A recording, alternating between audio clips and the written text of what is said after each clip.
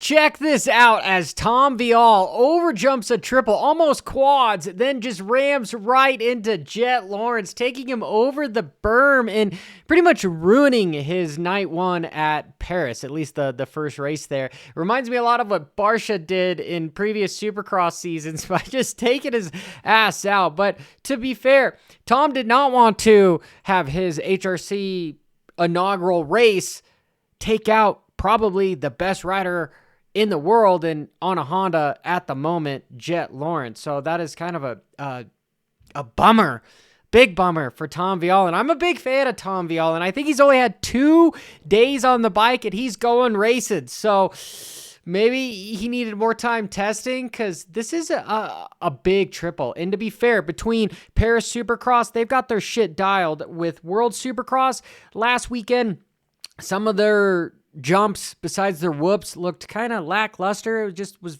much smaller.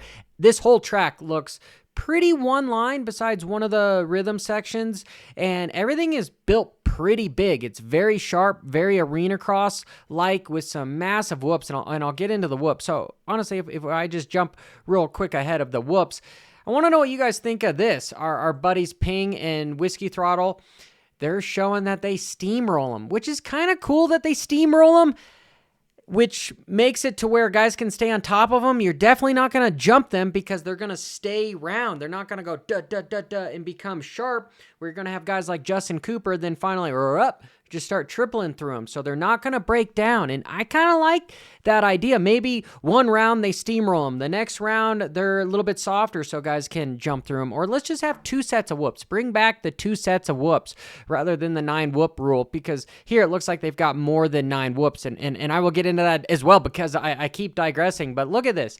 Triple, and I'm surprised it didn't just kill him, right?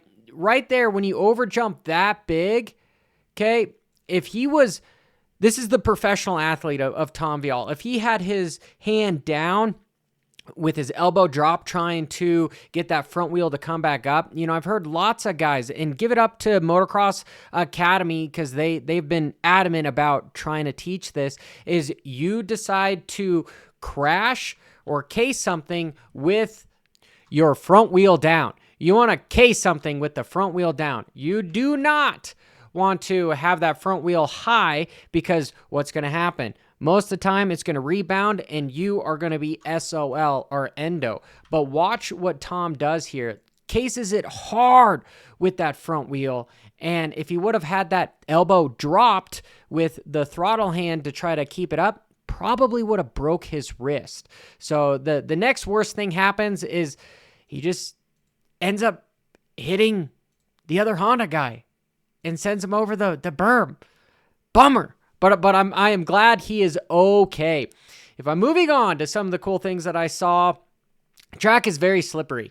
Okay, so here's Hunter, slides out, and he was able to rebound for like 5th or 6th or so, but very slippery there. The track is very steamrolled-like. I wonder if they just put the steamroll around everything because there's not that many ruts. But here's another really cool thing that I don't think I show enough. So you basically have a flat top.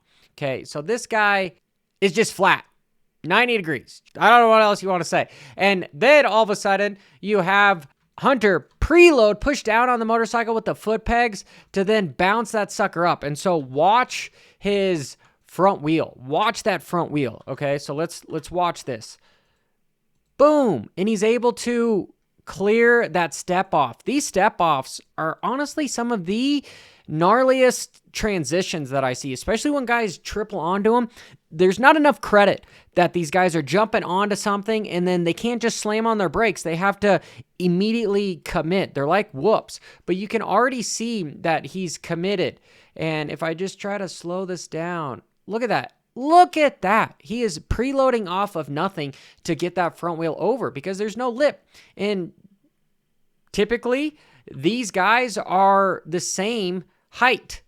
Okay, they're usually the same height, so it's hard to wheelie over. Here it looks maybe it might be a little bit smaller, but you get my point. Just freaking incredible to be able to do that. So cool. Then speaking of the whoops, look, you've got Malcolm that came behind Cooper by like he wasn't even in the frame.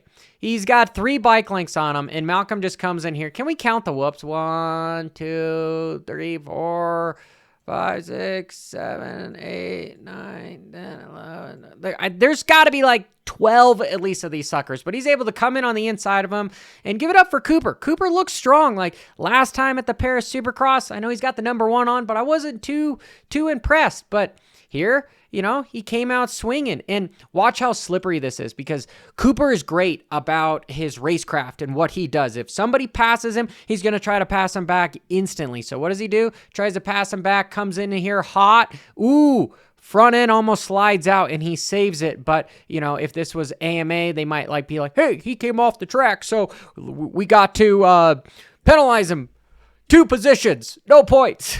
That's a small joke. I'm honestly glad that AMA is actually penalizing guys for stuff. But, this didn't hurt anyone. They probably wouldn't have done anything anyway.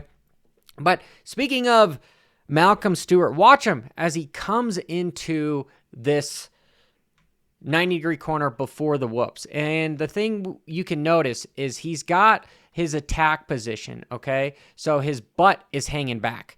Okay, he is far back because, there's the axle, and, this is where he's pivoting. Because if he was straight up and down on that motorcycle, his butt would be pretty much in the middle of the bike. No, it is much further back, kind of by the rear axle. Okay, so that is great. That is forcing the inertia of the motorcycle forward so that he's not fighting against it, okay, which he's going to have to squeeze on hard with his hands if he was. This is just beautiful, beautiful technique. And what does he do? Comes in here, gets the small little rut, the only little rut that we have here. There's one there, there's one up top there, but everything seems like it's been steamrolled. But anyway, watch his feet. Feet on the pegs. He was already in the 3rd gear that he wanted to be in, to get all the way through the whoops. And we're seeing more and more of that, where these guys do not take their feet off the pegs. And the last thing that I'm talking about is the guy that crashed at the beginning of the race was Hunter. Watch what he does here. Typically, it's a triple section to a quad, which is massive, which again, that's what I'm saying is the Paris guys, they know what's up. Interested this tonight to see how the Canadian round is, because it looks, I don't know, I'll get into it on my live show later tonight, but him able to go double, because he's just covering his line over the other riders behind him, to double, to then do that giant quad, dude. Just send it. That just shows you how torquey these motorcycles are. And if you want to know about a really torquey motorcycle, make sure you check out that Ducati review that I did, that I just posted yesterday. That is a darn good video, and I kind of want to do more of those. But lands and doesn't even seat bounce it, just relies on the motor to jump over that quad. He did scrub right before to keep that motorcycle low and continue his speed, but he's not sitting down to seat bounce a sucker. Just use the complete torque of the motor. Those Hondas are so fast, but then he's just going to then sit down and land and probably not take his feet off the pegs around the next corner. But hey, small little bonus analysis for Paris Supercross. Till next time, keep it WFO.